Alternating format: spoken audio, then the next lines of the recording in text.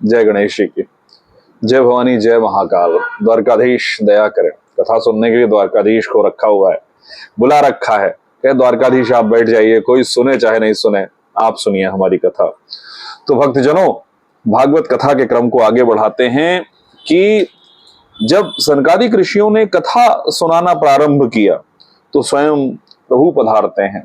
क्यों? क्योंकि उस कथा में मां भक्ति का गायन हो रहा था और प्राणियों में भक्ति रस का संचार हुआ तो प्रभु स्वयं पधार जाते हैं।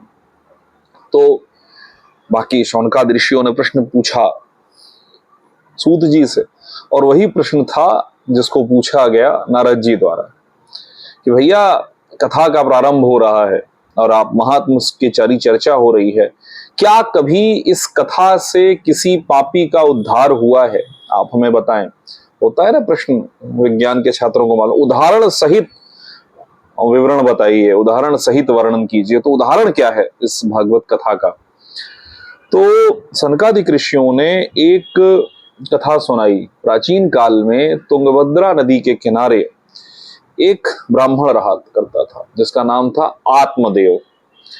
बड़ा सात्विक प्रवृत्ति का, त्रिकाल संध्या करने वाला, भिक्षा वृत्ति करके जीवन यापन करना, वेदाध्ययन करना, वेदाध्ययन करवाना, यज्ञ करना, यज्ञ करवाना उसके जीवन का लक्ष्य और क्रम था। ऐसे आत्मदेव का विवाह एक स्त्री से हुआ, धुंधुली। अब ये चीज आपको कई जगह कई ग्रंथों में पढ़ने को मिलेगी और कई सारे लोग भी बोलते हैं कि व्यक्ति का विवाह किस स्त्री से होता है ये उसके जीवन में बहुत ज्यादा महत्व रखता है। यदि गलत स्त्री से विवाह हो जाए तो जीवन में दुख की कभी कमी नहीं होती, और सही स्त्री से विवाह हो जाए तो कैसा भी दुख हो व्यक्ति उसे काट लेता है। तो इस सुंदर, इस अति सात्विक व्यक्ति का विवाह एक अति तामसिक स्त्री धुंधुली से हो गया। कुछ करती धरती तो थी नहीं, लेकिन कैसे न कैसे जीवन चल रहा था।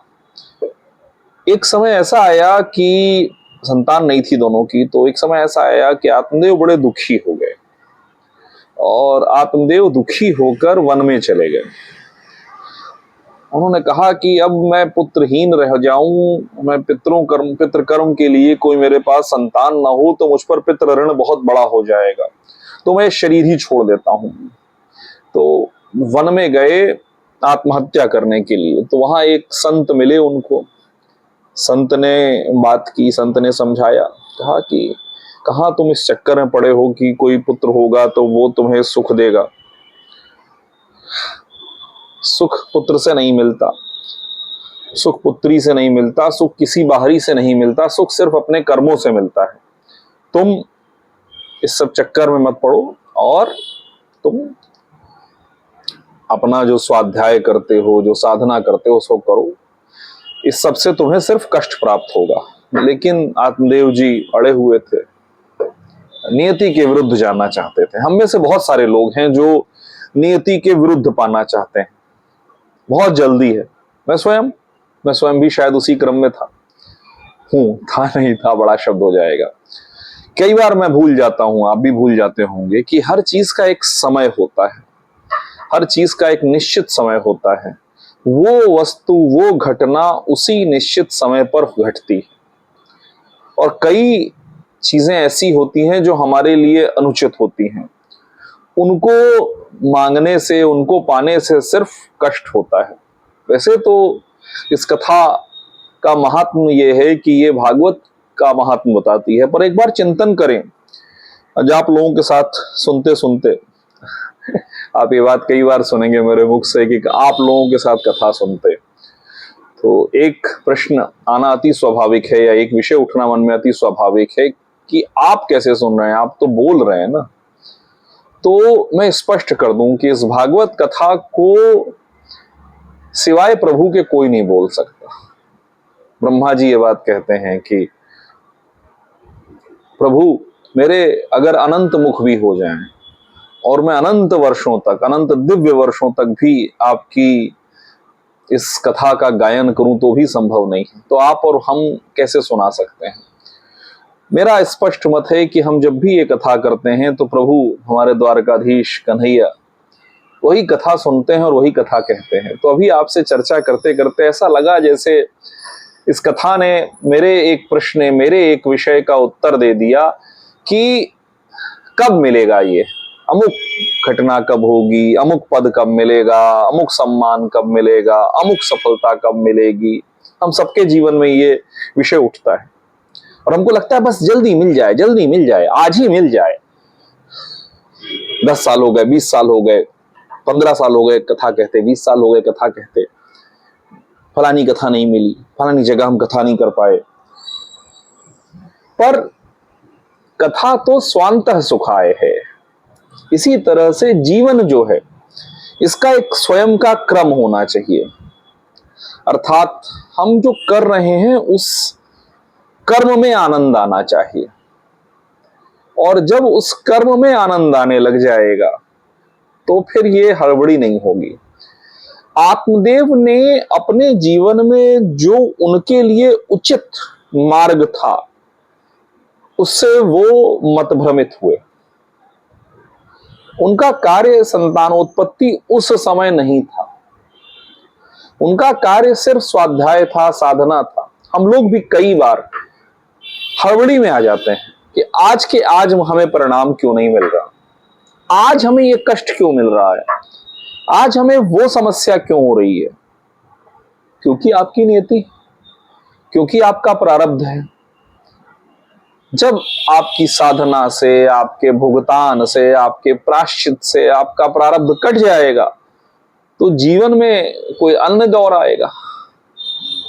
पर ऐसा कभी नहीं होगा कि सिर्फ सुख हो, सिर्फ शांति हो।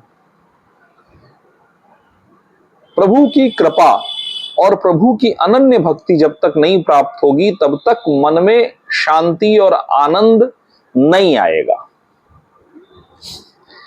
तो ये आपके और मेरे दोनों के लिए ये भी संदेश है इस कथा में। भागवत का महात्म तो है ही है, पर आपके लिए कुछ चीजें नहीं होंगी, उनको स्वीकार कर लीजिए। अपने इष्ट के समक्ष समर्पण कर दीजिए कि ठीक है, जो तुमको देना है वो दे दो, जो तुमको नहीं देना वो मत दो। जब मन आए तब दे देना, तुम्हारी इच्छा सर्वोपरि, शिव इच्छा सर्वोपरि। तो भक्तजनों, आत्मदेव जी ये बात नहीं समझ पा रहे थे। उन संत ने उन्हें एक सेब दिया, फल दिया। यहां पर 1 Apple a day keeps doctor away नहीं, उल्टा हो रहा था। तो ये सेब दिया और कहा कि आप अपनी पत्नी को खिला दीजिएगा। यदि आपकी पत्नी 1 वर्ष तक, 9 महीने नहीं, 1 वर्ष तक सारे नियम शौच इत्यादि मानेगी, सत्य, शौच, दया, दान, इन सब का पालन करेगी, सात्विक जीवन जिएगी और एक समय एक ही अन्न खाएगी, यानी 1 वर्ष की तपस्या करेगी, तो आपको एक बड़ा सात्विक पुत्र प्राप्त होगा। अब धुंधुली का चरित्र जब जब मैं सुनता हूं तो मुझे आज के जो मॉडर्न फेमिनिस्ट हैं वो दिखाई देते हैं। कार्य कुछ नहीं, बदमाशी बकैती बहुत सारी। तो धुंधुली को जब उन्होंने ले जाके फल दिया, उन्होंने कहा ठीक है, अभी मैं नहाई नहीं हूं, मैं खा लूंगी। सोचने लगी अभी तो जीवन आराम से चल रहा है, मुझे ऊपर कोई बोझ नहीं है। पंडित जी कई बार बना हुआ खाना ले आते हैं, हो जाता है भोजन, और 2 लोगों का कितना ही काम होता है। कहीं अगर मैं इस चक्कर में पड़ गई तो मुझे बोझा ढोना पड़ेगा उस संतान का, उस ऋतक को पेट में रहेगी। कहीं उसी वक्त हमला हो गया दस्युओं का तो मैं तो मर जाऊंगी। ये सब सोच ही रही थी तो उसकी एक सहेली आई।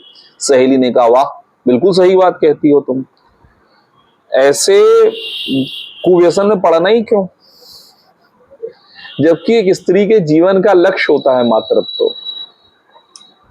पर धुंधुली जैसी स्त्रियां हैं तो बहरहाल, तो ये सोच ही रही थी, उसकी सहेली आई उसने और मामला बिगाड़ दिया। आजकल भी ऐसा ही होता है, कई सारी सहेलियां जो फेसबुक पर होती हैं, आपका जीवन बड़ा बढ़िया चल रहा होता है और सडनली फेसबुक, इंस्टाग्राम पे कोई एक स्टोरी डाल देता है I have gone to that vacation. अरे वेकेशन के लिए आपने जीवन में कितनी समस्याएं झेली वो नहीं बताते हो, क्या क्या छोड़ देना पड़ा अच्छी चीजें वो नहीं बताते हो, लेकिन वेकेशन। अब पति पत्नी में लड़ाई हो रही है, मेरी सहेली गई थी। तो ऐसी सहेलियां हर जगह मिल जाती। उसी के साथ साथ थोड़ी देर में उनकी बहन आई जिसके कई सारे पुत्र थे, बहुत सारी संतानें थी, 10-12 संतानें थी। कहे कहां तुम इस चक्कर में पड़ रही हो, देखो एक ये रोता है एक वो रोता है, मैं गर्भवती हूं,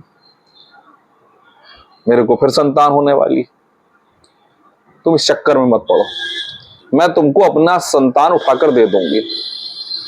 अब धुंधुली का मत तो, जो मति थी वो वैसे ही भटकी हुई थी, बचा कुचा इन लोगों ने उसको और भटका दिया। तो धुंधुली ने अपने जो पतिदेव हैं वो इतना सुंदर तपस्वी का सात्विक फल लेकर आए थे, उसको खाने की बजाय उसको गाय को डाल दिया और खुद कपड़ा बांधकर बैठ गई। 2-4 दिन के बाद उसने कहा कि मैं अब गर्भवती हो गई, मेरे को ये दो वो दो, और ये प्रक्रिया चल पड़ी।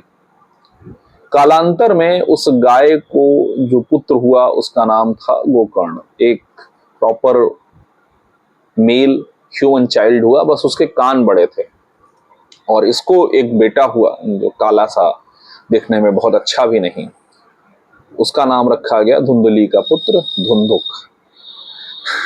जब भी मैं ये नाम सुनता हूं धुंधुक, तो मुझे हर बार राहु की याद आती है।